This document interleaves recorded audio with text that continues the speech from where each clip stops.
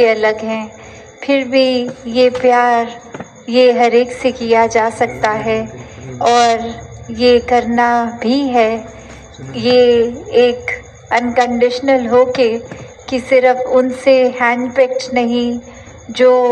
एक मेरे मुताबिक अपना स्वभाव रखते हैं या मेरी जैसी चीज़ों को पसंद करते हैं, ये एक उस तरह के दायरे में एक छोटी सोच को नहीं रखना। ये खुल के हर कोई जहाँ हर एक को एक्सेप्ट करता रहे और बात वही कि जब भी कोई कमियां हैं वो खुद में पहले ढूंढी जाए और फिर उसके बाद अगर लगे कि खुद हम पूरी तरह से ठीक हो गए हैं तो फिर ये औरों की तरफ भी अगर देखा जाए तो उस नज़र से नहीं कि किसी की कमियों को उछालना है, पर उस नज़र से कि एक उनसे बात करके उनके भी बेहतरी के लिए उनको समझाकर एक दिल से दिल का जुड़ाव रखते हुए एक शुभ चिंतक वाक्य ही बनते हुए हर एक को फिर वो सुधार करना है। और ये बहुत ही स्वाभाविक भी हो जाता है जब इस निराकार को देखकर मन में पहले बसाया जाए, इससे प्रेम किया जाए। तो ऐसा ही भाव संतों ने भी हमेशा समझाया कि कैसे अपने जीवन में हर समय ये कोई भी कार्य करते हुए ये भक्ति उस समय भी की जा सकती है जब कोई काम किया जाता है। ये प्रेम भी हर समय, ये प्यार भी किया जाता है तो भी वही एहसास मन में रहता है कि परमात्मा जब कण कण में है, हर एक में है,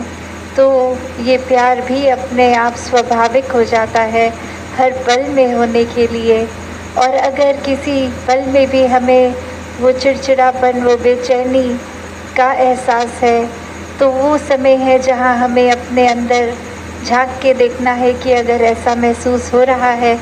तो ये हमारे अंदर का प्रेम, ये सहनशीलता, ये करुणा, दया,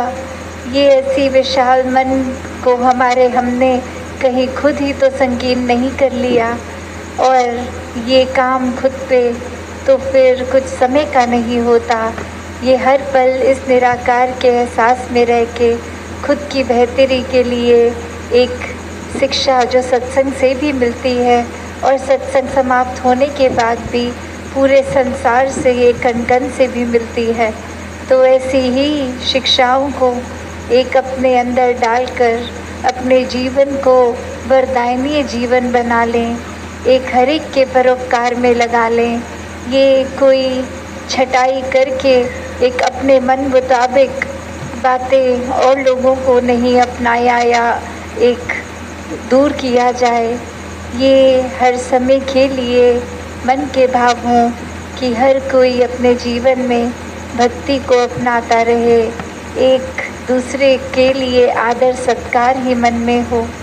तो ऐसे जो बात ये बोलने के लिए तो बहुत ही बेसिक है, शायद कोई छोटे बच्चे को भी ये एक छोटी उम्र से स्कूल में भी शिक्षा के तौर पे एक मॉरल साइंस के रूप में भी बताया जाता है, तो फिर ये ताउम्र बात को क्यों रिपीट किया जाता है। तो बात वही कि अगर सीखा है तो हो सकता है वो कुछ पल के लिए उस तरह से बात प्रभाव छोड़े, पर अगर वो अंदर से ही बात रहती है तो वो हमेशा के लिए रहती है। उसकी कोई शेल्फ लाइफ छोटी कम देर के लिए नहीं। वो गुण फिर हम पहले खुद ही बन जाते हैं। तो जब हम खुद ही वो गुण बन गए, चाहे वो प्रेम बन गए,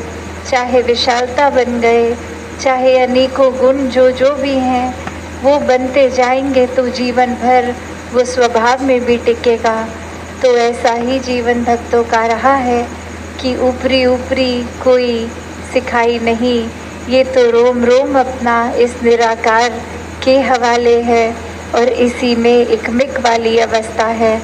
तो ऐसा ही भक्ति भरा जीवन हर कोई जीता जाए, सेवा सिमरन और सत्संग को प्राथमिकता देते हुए अपने जीवन के हर काम किए जाएं और उसमें भी फिर वो सेवा रूप ही होगा,